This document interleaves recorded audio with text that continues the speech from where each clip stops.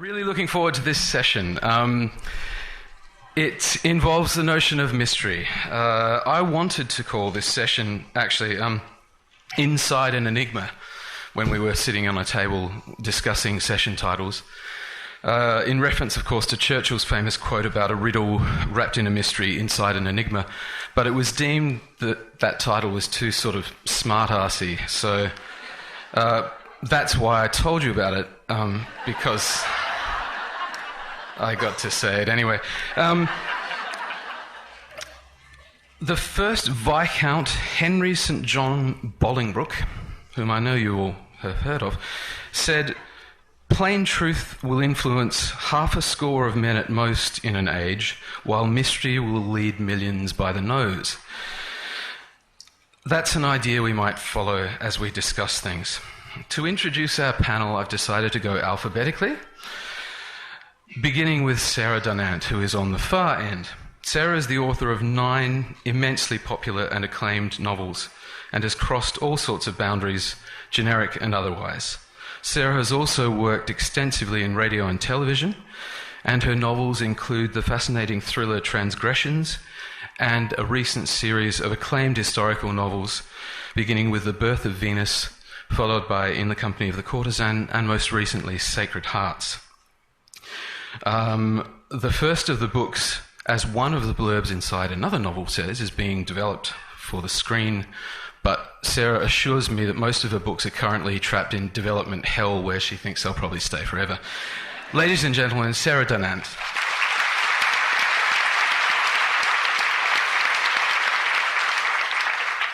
Next in the alphabet, actually, you've done this brilliantly. I can just go straight down the list, is Audrey Niffenegger, next to Sarah.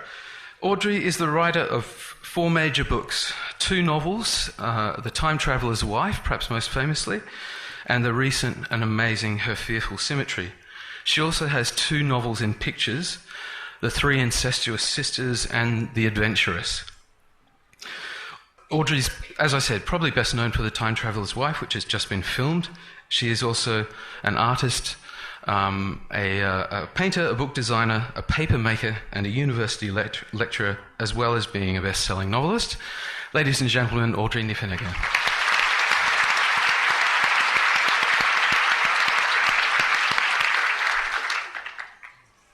To Audrey's left is Sarah Waters. Sarah is the immensely popular author of, thus far, 5 novels. She assures us she's working on the 6th. Tipping the Velvet was the first of her acclaimed books. It was followed by Affinity, Fingersmith, The Night Watch, and most recently, The Little Stranger. Sarah has been thrice distinguished by having her works shortlisted for the Man Booker Prize, and has won many awards, including the Somerset Maugham Award and the Ellis Peters Dagger Award, which I hope is an actual dagger. Excellent. For historical crime fiction. Many of Sarah's books have actually gotten out of development hell and have been filmed. Ladies and gentlemen, Sarah Waters.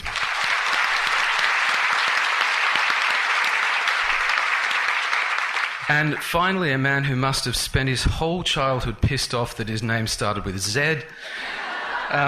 Marcus Zusak is an author whose 5 novels, some for young adults and some for the rest of us, have been acclaimed and awarded the world over. He's perhaps best known for his extraordinarily successful book, The Book Thief, which has been translated into more than 30 languages and was on the New York Times bestseller list.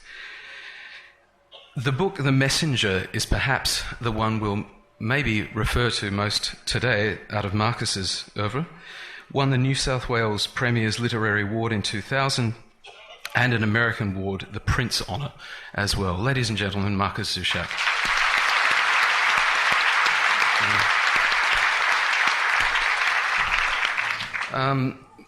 My name's Nick Prescott. I'm a member of the Writers' Week Advisory Committee, and it's my delight to be chairing this session today. Throughout the history of drama and fiction, we as readers have been enticed into many convoluted and wonderfully convoluted mysteries. Oedipus has to determine what caused the plague on Thebes. Pip has to work out who his mysterious benefactor is. Dupin has to work out who or what committed the murders in the Rue Morgue. Is there a Hound of the Baskervilles? Holmes has to determine.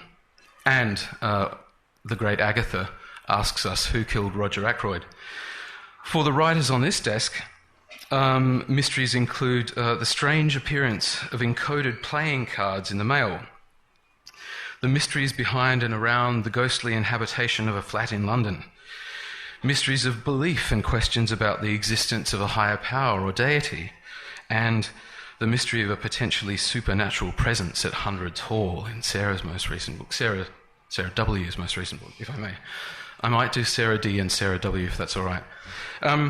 So, that's the sort of stuff we may be considering. Let me ask everyone about plotting to begin with. If one is writing a thriller or a detective novel or a mystery, one is bound in some way by genre. Many people want to know, if you're writing a thriller, for example, Sarah D, your early work, some of your early work, yes, don't nod off there,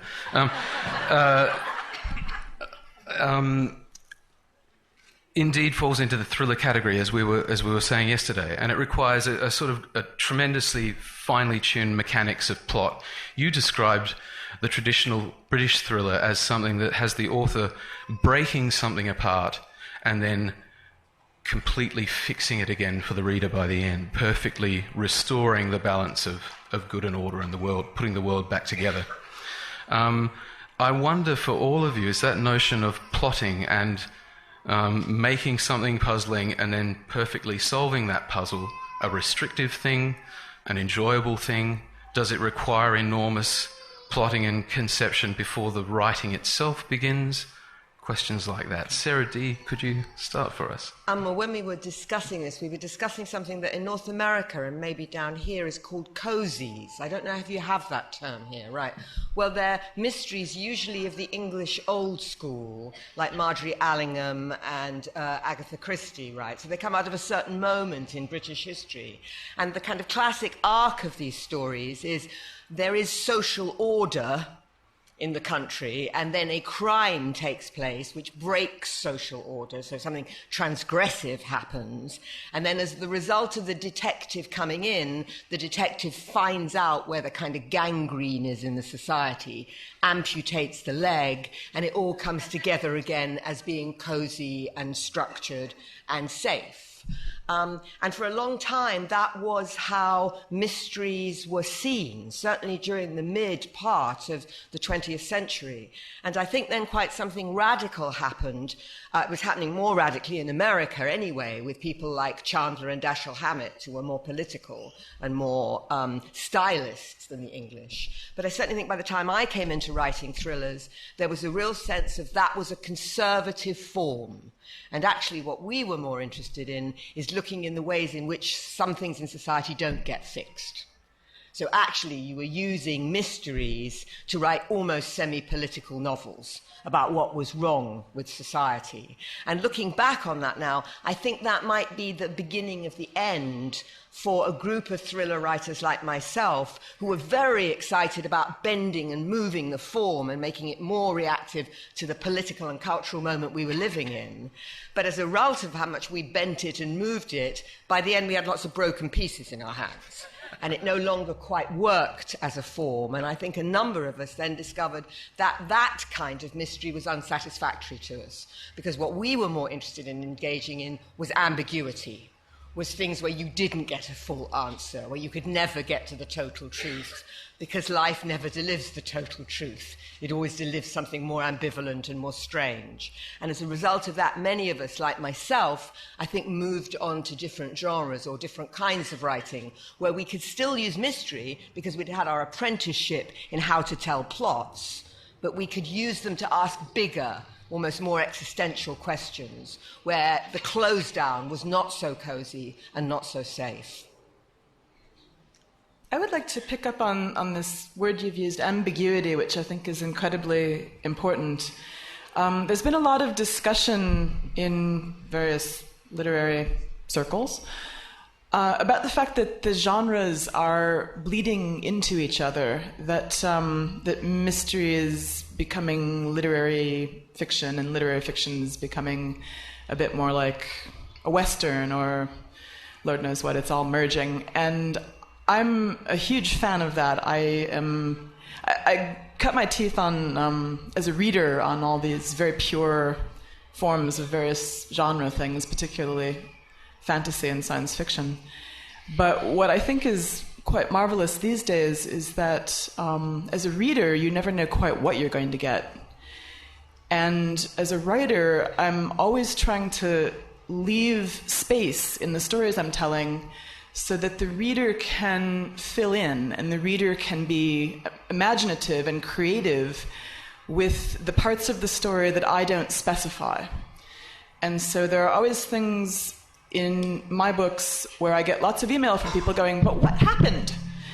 And I say, well, what do you think happened? And I'm sure that at that point, their smoke just comes out of their ears and they get mad at me. But what I'm really hoping for is this fusion between the writer and the reader where we unite to make this thing. And so I tell quite a bit of the story, and then the reader supplies certain things about it, and hopefully that leads to something more complicated.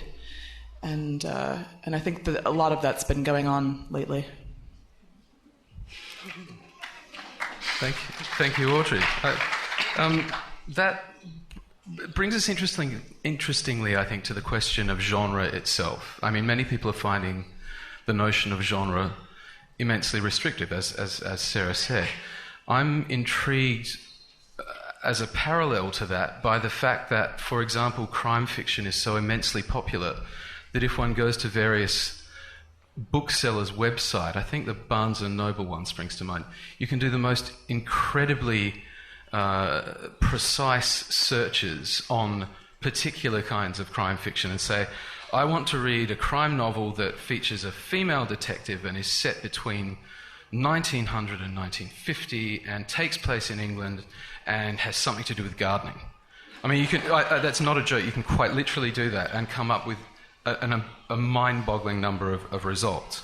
I kind of collect these amazing detective and thriller novels. I actually haven't read many of them, but they're a knitting mystery, and it features knitting patterns at the end of the book, and a gardening mystery with gardening tips at the end of the book. The genres are being so widely sold and so tailored to readers who have very particular tastes. Is there a pressure upon you guys to conform in some way at least? Is there a pressure to, if you want to make something ambiguous or open-ended? Well, no, I've never had that kind of pressure, I'm glad to say, because I think it can only be restricting, really. But I am very interested in genre, and it was kind of my way into writing fiction, was thinking about historical fiction and how actually we think traditionally historical fiction has been seen, I think, as before the resurgence of kind of literary historical fiction, sort of post John Fowles maybe. I think it was seen as a rather commercial, rather pulpy genre, but in fact, I think it's always done more interesting things than it's been given credit for. One thing that interests me about genre and mystery is I think, yes, we have a basic human interest in mystery, what's going to happen next. I think that's at the heart of storytelling. I'm sure we'd all feel the same. But I think we also have an attraction towards stories that we already know, I mean, otherwise, what's the appeal of fairy tales? Why do we want to reread fairy tales? We know what's going to happen. So there's obviously some basic human delight in seeing, almost like a kind of ritualized delight, I suppose, in seeing the playing out of very old stories. And I think, a good writer can take on genre, but I think the best genre novels are the ones that slightly play around with the form. And certainly for me, I mean, with my first novel, Tipping the Velvet, I was very content to let that be, a sort of classic. It's very much in the Victorian coming-of-age tradition.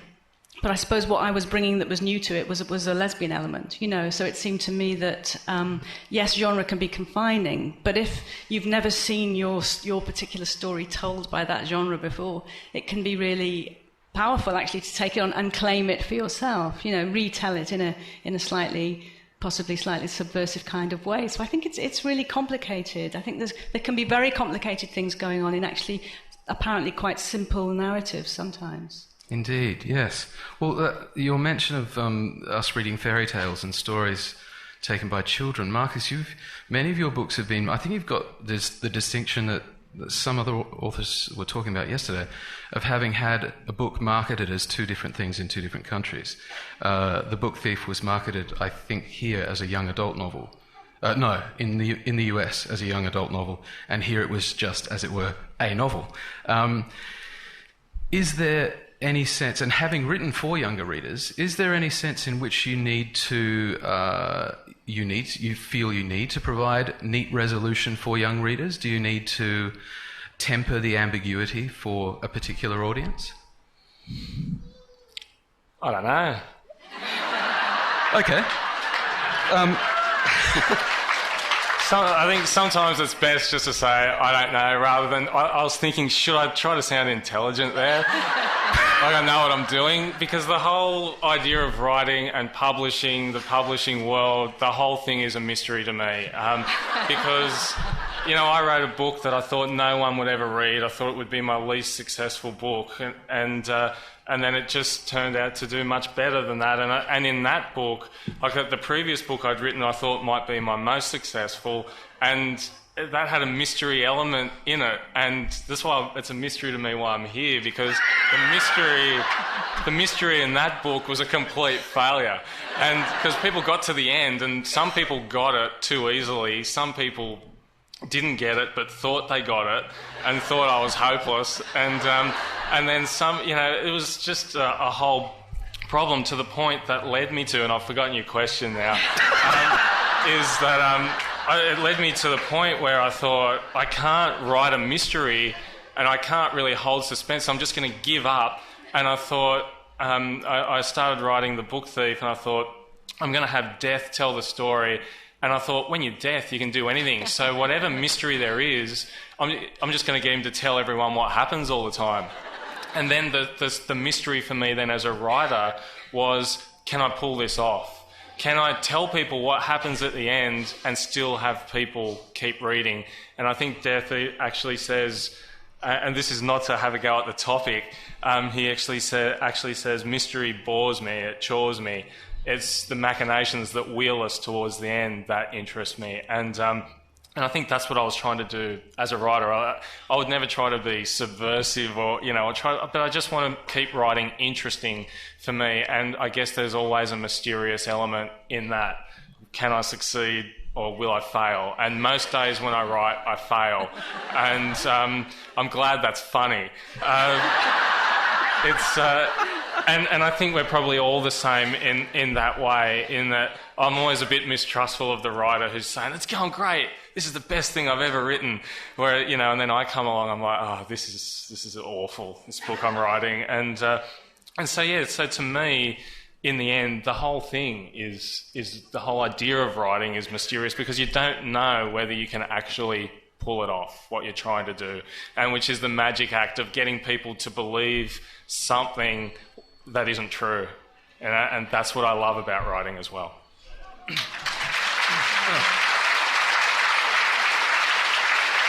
Well, you needn't worry, Marcus. That was a fabulous answer to a question. This notion of mystery for writers is something I really wanted to pursue, because I am always intrigued by what writers say about the process, about how they engage with their own process, as it were. James Ellroy is an example that comes to mind. He talks about furiously plotting his every move in such detail that his plot outlines are often longer than the novels that come out of them. Other people start with a blank page, start with an idea or an image or a character or even a single word, and let things happen, let things evolve on the page. I wanted to return to this question of writing as potentially the solving of a mystery.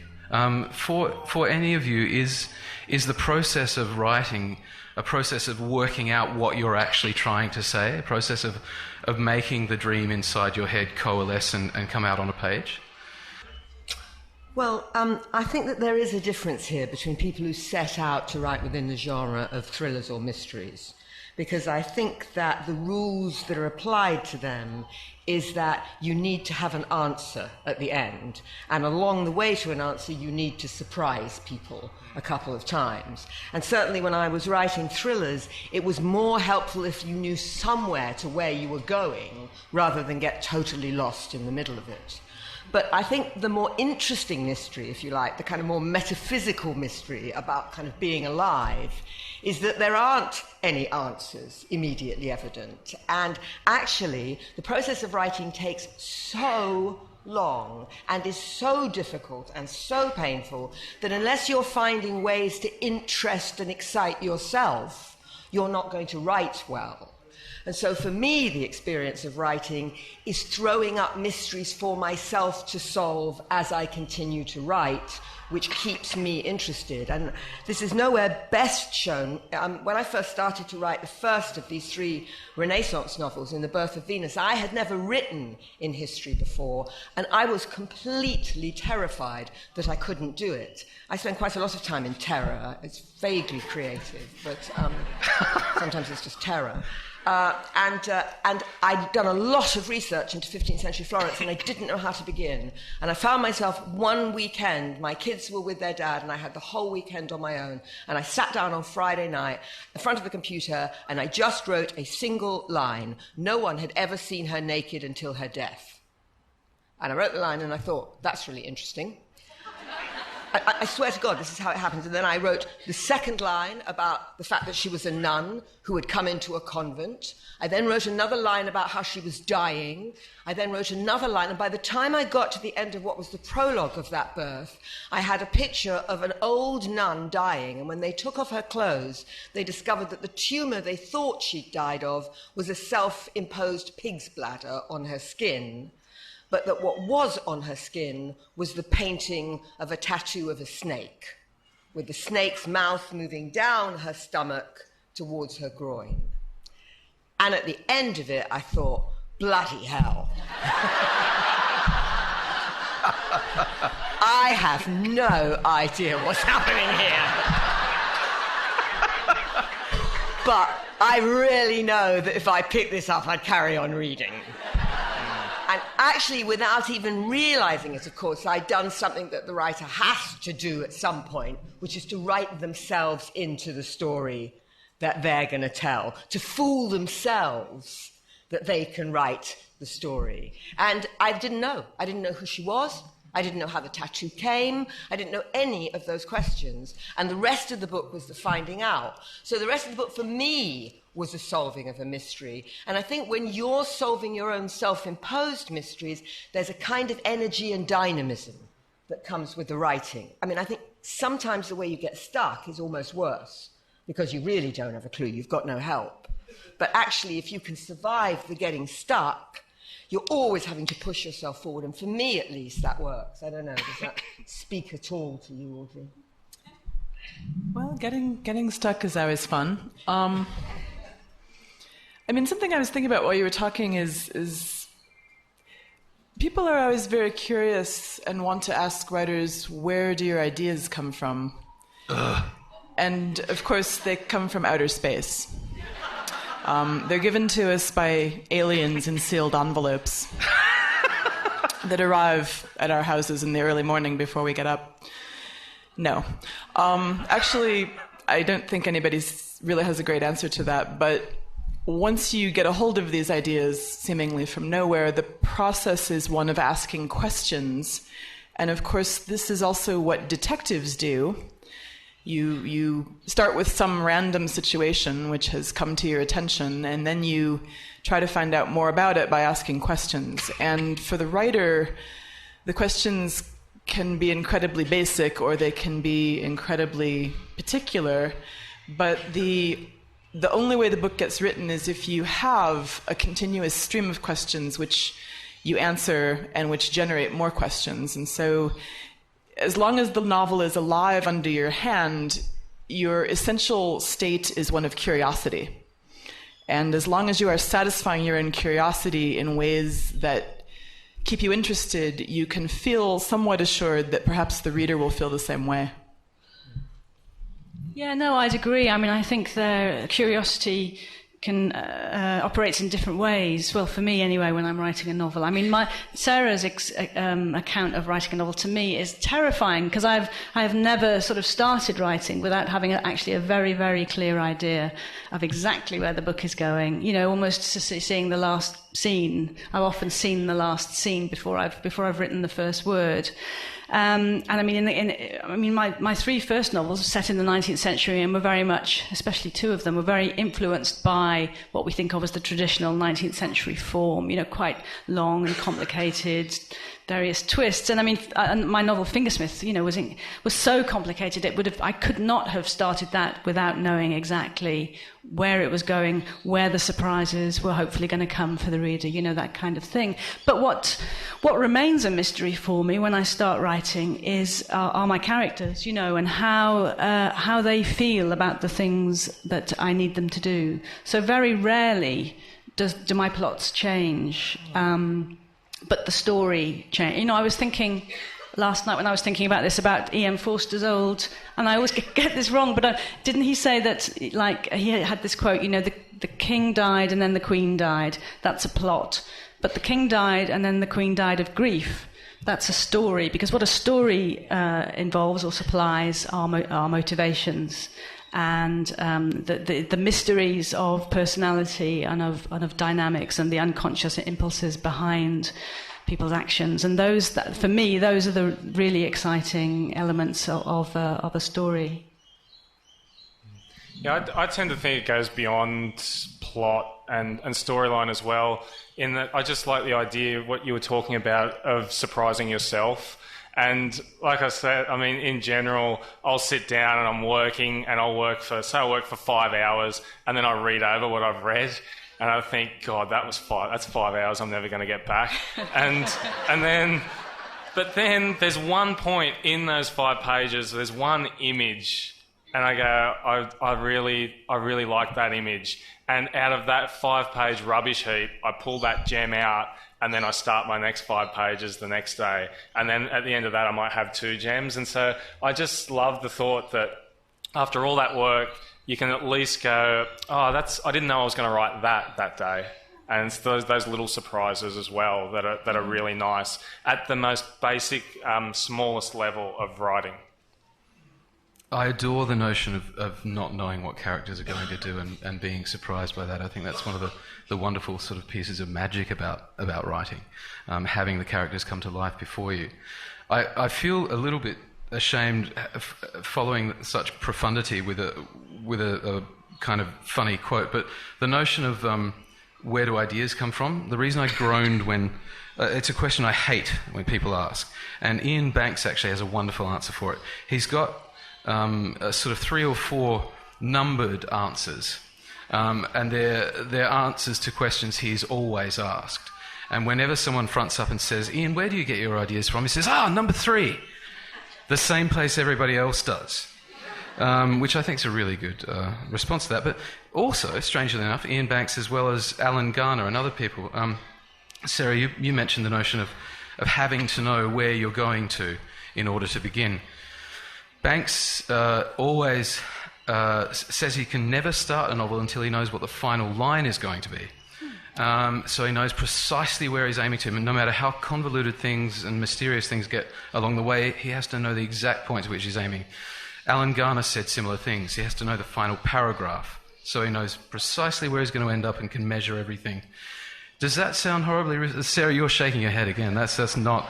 I'd die. Oh, wow. I absolutely couldn't do it, because the novel only becomes itself the more you write it. And it only becomes the more itself, the more for me, I create what I think are living characters, but until they start relating to one another, I don't hear them properly.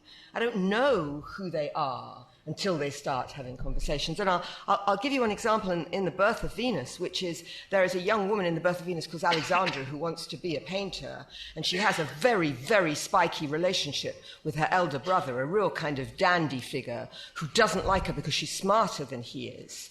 And for a long time, that relationship was just something she had to handle. And then at a certain point midway through the novel, Alexandra is married off to a much older man. And it wasn't till the moment I married her off to the most older man, and I put her in a church and saw her and the older man looking, and then the older man looking over her to her brother, that I thought, I can do this now because I've come after Irving Walsh. Fuck. There's something going on between the older man and the brother, right? She doesn't know. Dramatic irony is really important, right, in novels. That's how you get tension and mystery. You know something that the character doesn't, and you're going, oh my God, don't go into the door. There is something terrible behind the door.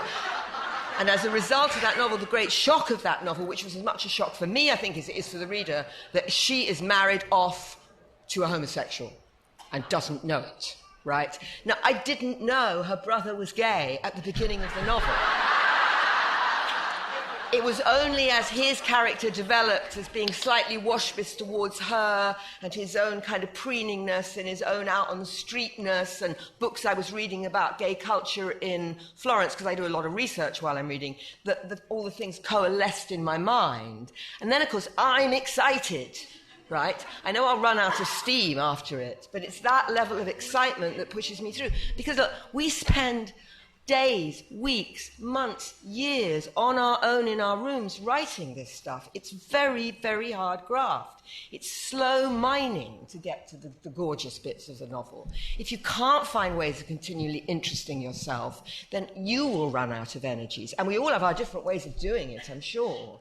But we do need to make it richer as it goes along. And that must be discovery. You know, Sarah, your discovery will be how much you know the characters and what they have to do. Mine will be maybe realizing I didn't know the characters and what they therefore could do.